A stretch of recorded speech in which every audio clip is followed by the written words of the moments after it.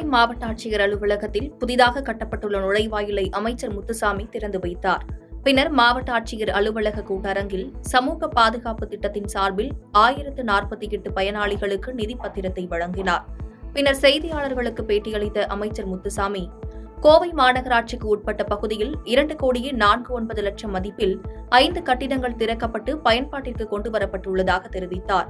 மேலும் மக்களுடன் முதல்வர் திட்டத்தின்படி இன்றிலிருந்து 66 நாட்களுக்கு முகாம்கள் நடைபெற உள்ளதாகவும், கோவை மாவட்டத்தில் 218 கிராம பஞ்சாயத்துகளில் இந்த முகாம் நடத்தப்பட உள்ளதாகவும், 15 துறைகள் இதில் பங்கேற்கும் எனவும் 30 நாட்களுக்குள் அதன் மீது நடவடிக்கை எடுக்கப்படும் என்றும் கூறினார்.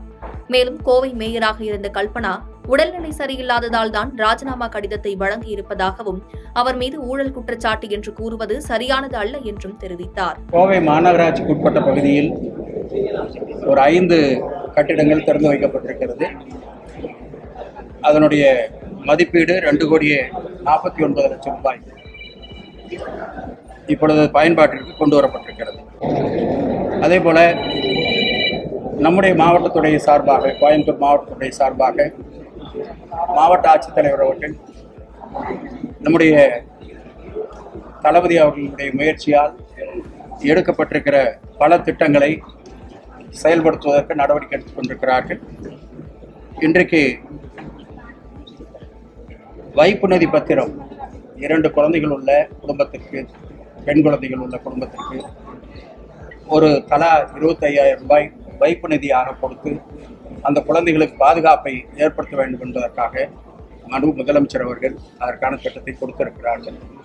அதிலே நம்முடைய மாவட்டத்தில் இன்றைக்கு 1048 குழந்தைகளுக்கு ஒவ்வொரு நபருக்கும் 25,000 வீதம் டெபாசிட் செய்யப்பட்டிருக்கிறது. அந்த பத்திரம் அவருடைய கையில் இப்பொழுது கொடுக்கப்பட்டிருக்கிறது. அதற்காக மொத்தமாக 5,11,00,000 ரூபாய் அதற்கான திட்டம், அந்த பணம் இன்றைக்கு அவர் பெயரில் டெபாசிட் செய்யப்பட்டிருக்கிறது. அவங்களுக்கு உடம்பு சரியில்லைன்னு சொல்லி முதலமைச்சர் இடத்துல அவங்க அனுமதி கேட்டுட்டு லெட்டர் கொடுத்துருக்காங்க. ஊழல் குற்றச்சாட்டு அதெல்லாம் சொல்கிறது அவ்வளோ சரியில்லை. அப்படி இல்லை, அவங்களுக்கு சில உடல்நல காரணமாக அவங்க முதலமைச்சர்கிட்ட அனுமதி கேட்டு தான் லெட்டரே கொடுத்தாங்க. அதனால் அதுக்கு பின்னாடி என்ன ஒரு முடிவுங்கிறத அப்புறமேல் சொல்லுவாங்க. தென்காசியில் கைது செய்யப்பட்ட நாம் தமிழர் கட்சி நிர்வாகி சாட்டை துரைமுருகன் திருச்சி கூடுதல் மாவட்ட நீதிமன்றத்தில் ஆஜர்படுத்தப்பட்டார். பின்னர் செய்தியாளர்களுக்கு பேட்டியளித்த அவர், என் மீது SC/ST சட்டத்தை போட்டு திமுக அரசு முடக்க பார்ப்பதாகவும், இது சட்டத்திற்கு புறம்பான வழக்கு எனவும் கூறினார். தன்னை திட்டமிட்டு கைது செய்ததாகவும், ஸ்ரீவில்லிபுத்தூரில் விபத்து ஏற்படுத்தியதாகவும் கூறினார். இந்த அரசாங்கம் என்னை முழுக்க முழுக்க கொலை செய்ய பார்ப்பதாகவும், அரசால் எனக்கு பாதுகாப்பு இல்லை எனவும், நீதிமன்றம் உயிருக்கு பாதுகாப்பு வழங்க வேண்டும் எனவும் கேட்டுக்கொண்டார். திமுக அரசாங்கம் என் மீது ஒரு 11 வழக்குகளை போட்டு முடக்க நினைத்தது. அதே போல மீண்டும் ஒரு வழக்கை போட்டு, பொய் வழக்கை போட்டு முடக்க நினைத்தது. நீதிமன்றத்தில் எங்களுடைய வாதங்களை எடுத்து வைத்தோம். அப்பட்டமான இது பொய் வழக்கு. இது 14 ஆண்டு கால எங்களுடைய நாம் தமிழர் அரசியலில் நாங்கள் பட்டியலின சமூக மக்களுக்கும் ஒடுக்கப்பட்ட சமூக மக்களுக்காக தான் அரசியல் செய்கிறோம்.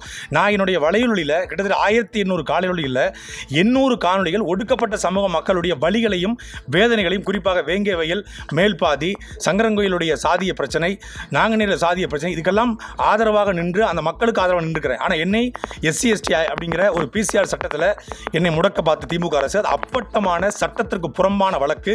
அந்த பாடல், நான் பாடிய பாடல் என்பது அதிமுக 31 ஆண்டு காலமாக அதிமுக தேர்தல் பிரச்சாரங்களில் பாடப்படுற பாடல், சமூக வலைதளங்களில் இருக்கிற பாடல். அதை நான் மேற்கோள் காட்டி பாளையங்கோட்டை சிறைநிலை அப்படிங்கிற பாடல் மூலமாகவும், உதயநிதி அப்படிங்கிற பாடல் மூலமாகவும் திமுக கட்சியை வளர்த்தது. அப்படி இப்படி ஒரு பாடல் இருக்குது. இதை அண்ணன் சீமான் பாடியிருக்காரு. இது அதிமுகவோட பாடலும் மேற்கோள் காட்டி தான் பேசினேன். நான் எந்த சமூகத்தையும் இழிவுபடுத்தி பேசலை. குறிப்பாக அந்த சொல்லப்படுகிற சண்டாளர் என்ற சொல் ஒரு சாதிய சொல், அது இழிவான சொல் என்பது சத்தியமாக எனக்கு தெரியாது. அதை நான் இன்றைக்கு தான் புரிந்து கொண்டேன். ஆனால் அந்த வார்த்தையை பயன்படுத்தி என் மீது வழக்கு போட்டாங்க. மாண்புமிகு நீதியரசர் அவர்கள் நேர்மையில் நின்று இந்த வழக்கு செல்லாது என்று என்னை விடுதலை செய்திருக்கிறார். இந்த FIR போட்டதை ஏற்றுக்கொள்ள முடியாதுன்னு சொல்லியிருக்கிறார். அவருக்கு நாங்கள் ரிமாண்ட் பண்ண முடியாதுன்னு சொல்லியிருக்காங்க. இந்த வழக்கை உடனடியாக அந்த FIR நாங்கள் நீதிமன்றத்துக்கு போய் குவாஷ் பண்ணுவோம்.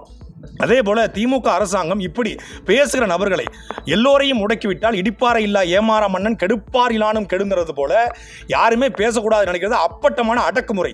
முழுக்க முழுக்க இந்த அரசாங்கம் என்னை கொலை செய்ய பார்க்கறது. இந்த அரசியலும் எனக்கு உயிருக்கு பாதுகாப்பு இல்லை. தயவு செய்து நீதிமன்றங்கள் எனக்கு உயிருக்கு பாதுகாப்பு கொடுக்கணும்னு நான் கேட்டுக்கிறேன்.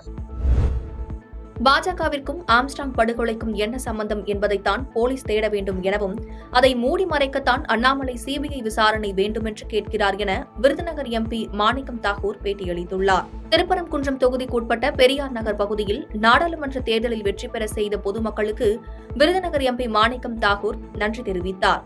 அப்போது பொதுமக்களிடம் பேசிய அவர், செல்வ பெருந்தகை குற்றவாளி என அண்ணாமலை கூறியிருப்பது குறித்த கேள்விக்கு, அண்ணாமலை தனிமனித தாக்குதலை நம்பியே அரசியல் செய்வதாகவும் உண்மையான பிரச்சினைகளை திசை திருப்புவதற்காக RSS பாஜக சொல்லிக் கொடுத்த நாடகத்தை நடத்துவதாகவும் கூறினார். மேலும் பாஜகவிற்கும் ஆம்ஸ்ட்ராங் படுகொலைக்கும் என்ன சம்பந்தம் என்பதைதான் காவல்துறை தேட வேண்டும், அதை மூடி மறைக்கத்தான் அண்ணாமலை சிபிஐ விசாரணை வேண்டுமென்று கேட்பதாகவும் கூறினார். மோடி அரசு பட்டாசு தொழிலை எதிரி தொழிலாக பார்ப்பதாகவும் வெடி விபத்துக்கு மத்திய அரசு 4 லட்சம் நிதியுதவி அளிக்க வேண்டும் எனவும் கூறினார். பாஜக தலைவர் திரு அண்ணாமலை அவர்களை பொறுத்தமட்டில் எப்பொழுதுமே தனிமனித தாக்குதலை நம்பியே அரசியல் செய்கிறார். அவர் உண்மையான பிரச்சனைகளிலிருந்து மக்களை திசை திருப்புவதற்காக போடுகின்ற அருமையான சதி இது. RSS அவருக்கு கற்றுத்தந்த அருமையான பாடம் இது. ஏனென்றால் எந்த உண்மையை பற்றி இப்பொழுது நாடும் போலீஸும் தேடிக்கொண்டிருக்கிறதோ,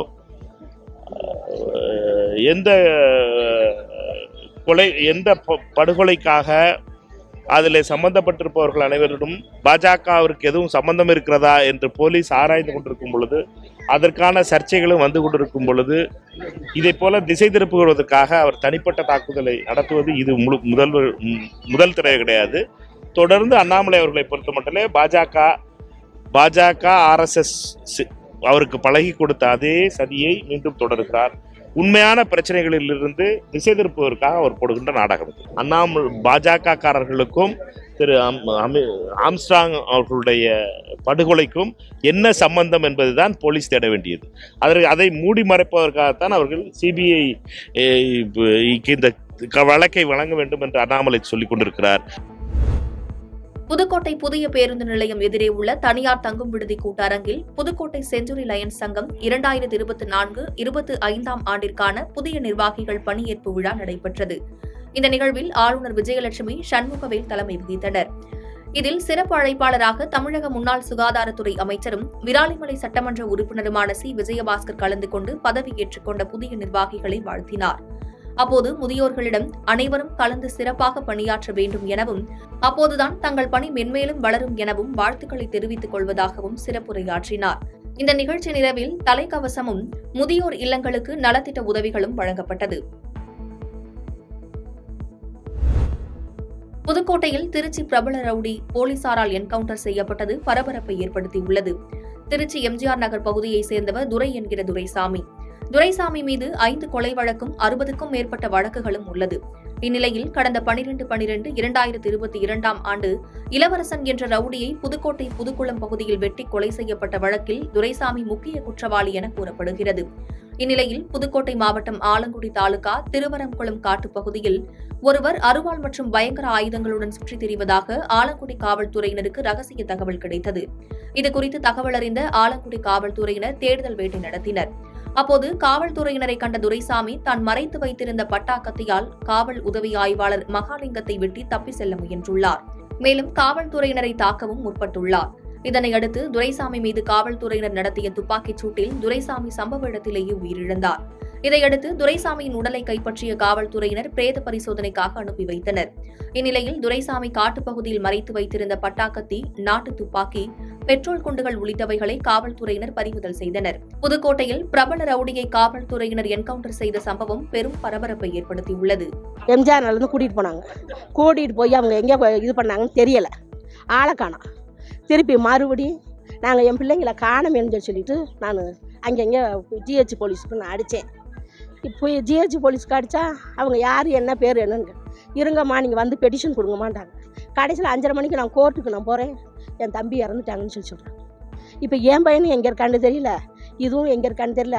ஆரம்பத்தில் இருந்தே இந்த போலீஸ்காரங்கனால எங்களுக்கு தொந்தரவு, என் குடும்பமும் சீரழிஞ்சு போச்சு. 5 பொம்பளை பிள்ளைங்களை நான் கட்டி கொடுக்கணும்னா பெரும்பட்டப்பாடு நான் எங்களுக்கு தான் தெரியும். ஒருத்தன் கூட மாப்பிள்ளை கட்டு வராமல் நாங்கள் சொந்தத்துக்குள்ளேயே எங்களுக்கே என்ன இது பண்ணி என்னென்ன அநியாயம் பண்ணாங்க அவங்க, கொஞ்சம் அநியாயமாக பண்ணாங்க அவங்க. துரைக்கா சார் 6:30 மணிக்கு எங்கள் அம்மா வீட்டிலேருந்து அவன் போயிருக்கான் கோயம்புத்தூர். ஒரு போலீஸ்காரங்க வர சொல்லி தான் சார் போயிருக்கான். போய் இந்த மாதிரி 3 நாளாக கூப்பிட்டுருந்தான், அந்த வரேன்னு சொல்லிட்டு போனவனை அவங்க பாதி வழியில் மறித்து என்ன பண்ணாங்கன்னு தெரியலைங்க சார். எங்கள் அக்கா பையனும் கூட போயிருக்காங்க சார்.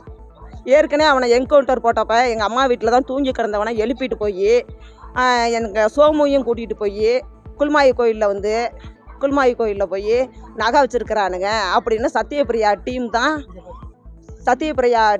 தான் அவங்க கூட்டிகிட்டு போய் போலீஸ்காரங்க வந்து இவனுங்க கத்தியை வச்சு தாக்குனது மாதிரி இவங்க சுட்டது மாதிரி அந்த மாதிரி ஆக்ஷன் பண்ணிட்டாங்க சார். போன வாட்டியே நாங்கள் வந்து ஏதாவது ஒன்று பண்ணலாம் கொடுக்கலாம் அப்படின்னு சொன்னப்ப என் தம்பி சொல்லிட்டாங்க, இது பின்னாடி எனக்கு பிரச்சனை ஆயிரும் சசி, நீங்கள் எதுவுமே செய்யாதீங்க அப்படிங்க. வட்டத்துக்கு நாங்கள் எதுவுமே பேட்டிக்கிட்டு எதுவுமே கொடுக்க மாட்டோம் சார். இப்படி என் தம்பியை மாதிரி சுட்டு போட்டாங்க சார். என் தம்பி எங்களுக்கு வேணும் சார், எங்களுக்கு நீதி கிடைக்கணும் சார். என் தம்பி எங்களுக்கு வேணும் சார். எங்கள் தம்பி பாதகம் செய்பவரை கண்டால் நாம் பயங்கொள்ளலாகாது பாப்பா, மோதி மிதித்து விடு பாப்பா, அவர் முகத்தில் உமிழ்ந்து விடு பாப்பா. அண்மை செய்திகளை உடனுக்குடன் தெரிந்து கொள்ள இணைந்திருங்கள் இயம்நாடு தொலைக்காட்சியுடன்.